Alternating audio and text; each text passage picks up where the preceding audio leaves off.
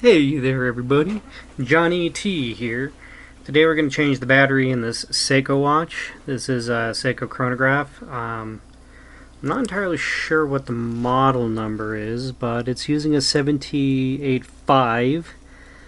It's got a sapphire crystal. It's a pretty nice looking watch. It's pretty thin, arguably, for a chronograph. And yeah, it seems to be in pretty good condition. Hopefully after I get a battery in it, it's gonna work. One of the pins in one of these links is already kind of coming out. I think I could just push it out. Where did it go? I just saw it. I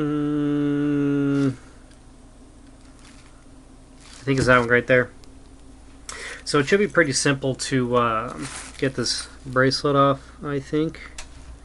Yeah, that's just coming. I don't think that's the right pin for this, but anyways. So there we go. What have we got on the back here? So yeah, sapphire crystal, Seiko, 10 bars, so that's 100 meters, 7T85-0AB0. Very cool. Alright, so I'm going to get the case back off of this.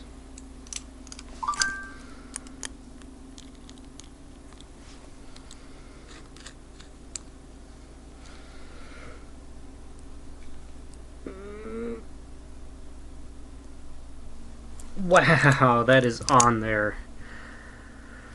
Alright, where did I put my device? Here it is.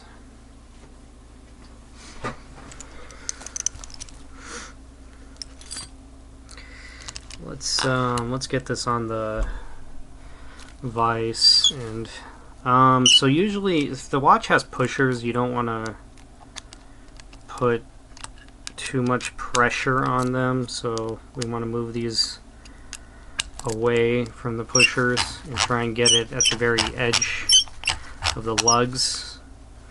This watch does have drilled lugs, but I don't think they're easy to push out.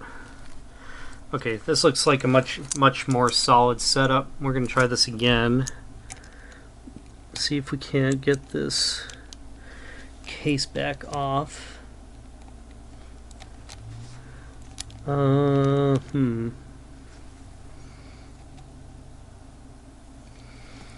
Okay.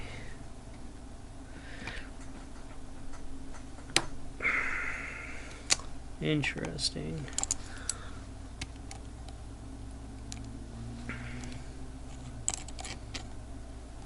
Am I gonna have to get the professional case back remover? Oh, there we go. Okay, so what we have here is a bunch of gunk around this. Alright, let's take a look at the case back. After installing a new battery, short AC and plus. Cool. Okay, so this is one of those watches.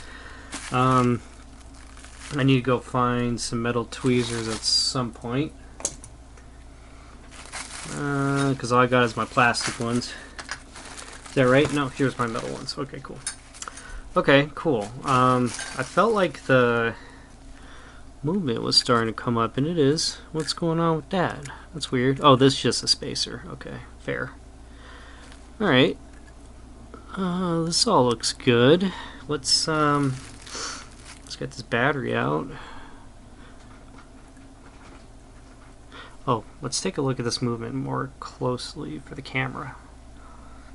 So it's a 7T85 as advertised, no jewel, Seiko Time Corp. I'm not sure what battery that is quite yet. We're going to get it out in a second. But yeah, so far so good. You can see the pushers are engaging here and here, so that all seems good. So anyways, let's get this battery out.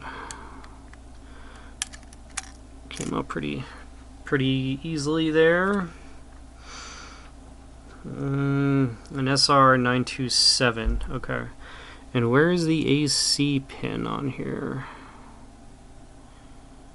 AC, okay, I see it. So the AC pin is right there. So it's one of these little golden pins right there, and you're supposed to short that to the positive of the battery, and AC stands for all clear. So this is a Seiko, a legit Seiko branded battery. That's kind of cool. I don't think I've ever seen one of those before. It's kind of neat. Okay, 927. 927. So what does that translate to in Swiss terminology? Looks like it's a 395. Is that right? Yeah, pretty sure it's a 395. Okay. Let's see.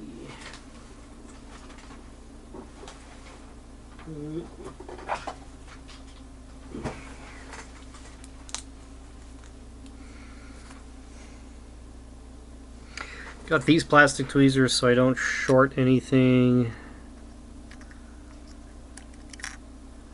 Am I going to get this in there? Is this getting caught on camera? Yeah, okay. Let's see.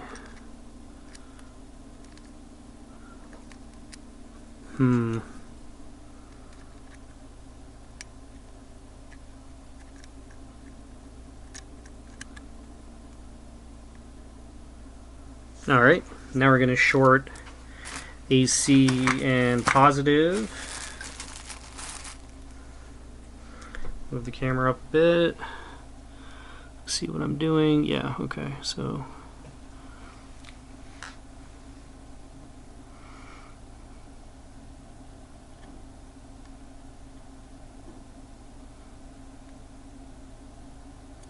Alright.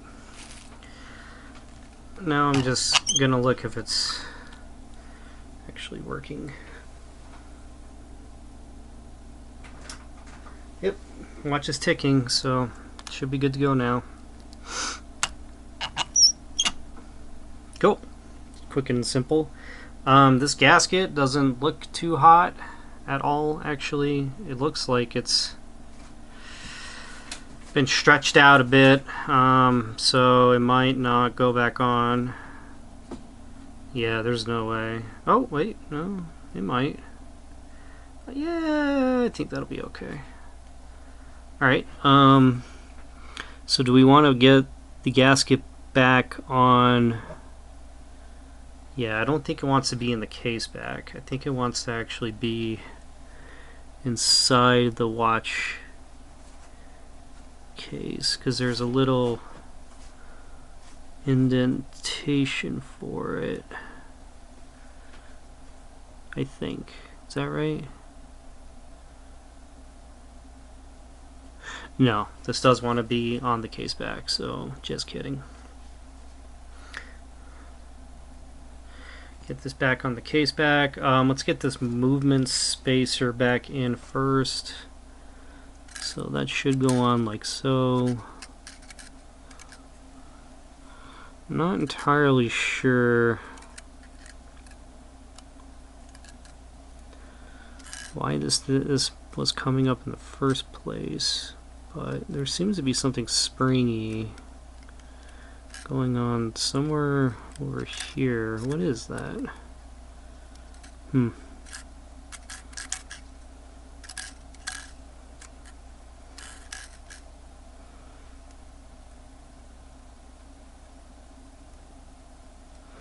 So there's a spring right there that is causing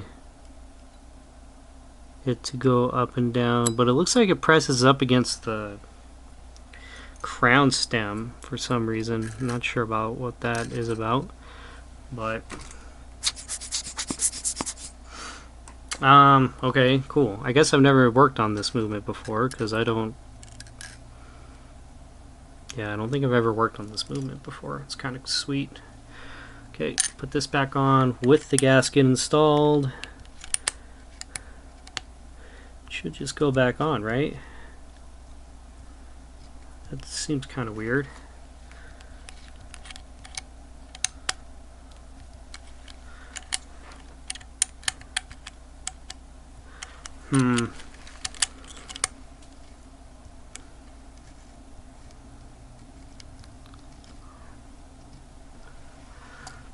I think it's because that spacer is putting pressure against the case. It's kind of throwing me off right now.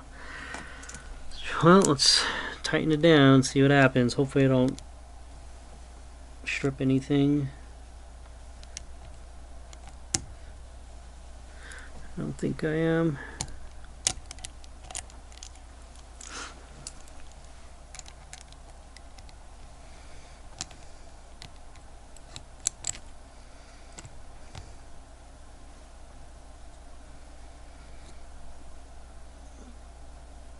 Okay, that seems to be pretty good.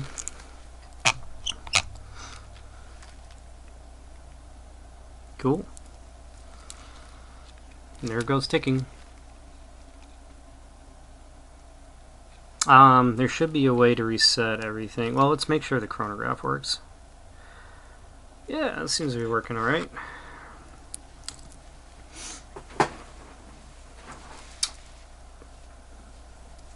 Gonna have to figure out what the pin situation is here. Maybe I could split this more and have it grip more, perhaps, because it doesn't seem to want to really stay in the watch. So just, I'll figure that out at a later time. But the chronograph seems to be moving. Let's just see if this minute hand. So I think this should tick up. Not sure what the bottom register is. I've actually never seen this movement before, so I find it to be pretty interesting. So let's see what happens. I give it one revolution, and then I'm going to stop it and then reset it. See what happens.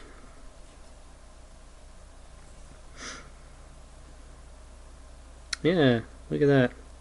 So that worked. Okay, so it only goes up to 10 minutes. That's weird. Okay, reset seems successful. Do I have to... So does this have to be at 0? I wonder. I'm going to have to look into this movement, but I'm going to figure out how I'm supposed to... reset everything. I feel like since this is starting at 0, this one probably also wants to start at 0, but I'm not entirely sure. Is this supposed to be 1/100th of a second, I wonder? No.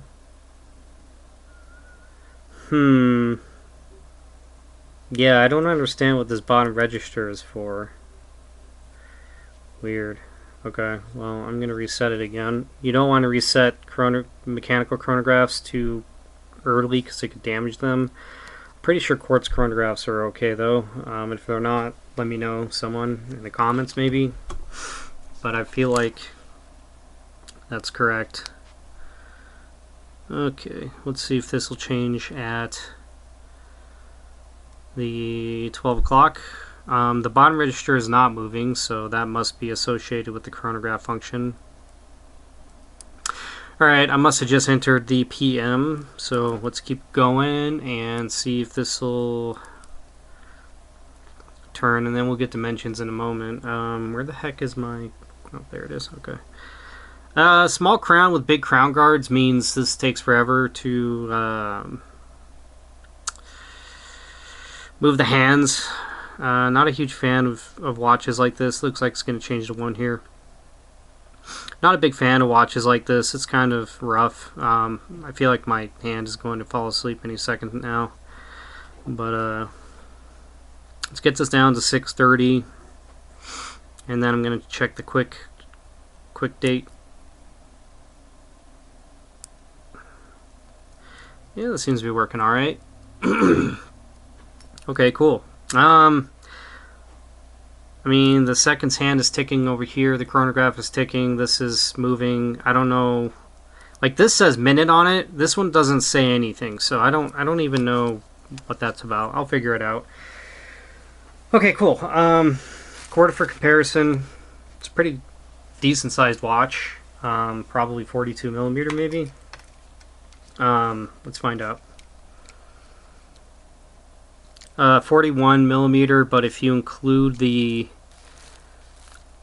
guards, you know, we're looking at 44 millimeter, so call it 41 without the guards. Lug width is about 20 millimeter, thickness is about 10 millimeter, and then lug to lug is 48 millimeter. So pretty handsome watch. I have no idea what it's worth, probably 200 to 300 maybe. I feel like these Seiko chronographs like this just aren't worth a whole lot, even though this has sapphire. I don't think they're worth too much, but it's a very cool watch, very handsome. I'm probably going to test drive this watch once I get it fully set, just because I kind of like it. And it's not like I said, I don't think it's worth too much, but yeah, maybe like 200 to 300 perhaps on the used market. Retail, I mean, it's got some gunk on the top. Retail, and I don't have any of my alcohol wipes up here at the moment. You know, Seiko probably want 500-600 for a watch like this, I would think, retail, MSRP. Whenever they put sapphire on their stuff, they could usually charge about 500, I feel. So anyways, I think that's going to do it for this watch. Thank you so much for watching, and like and subscribe if this was a fun video or whatever. First time I've ever worked on this movement, but it's really similar to the other Seiko chronograph, mecha chronograph movements, it seems. So anyways, thanks so much for watching. Take it easy.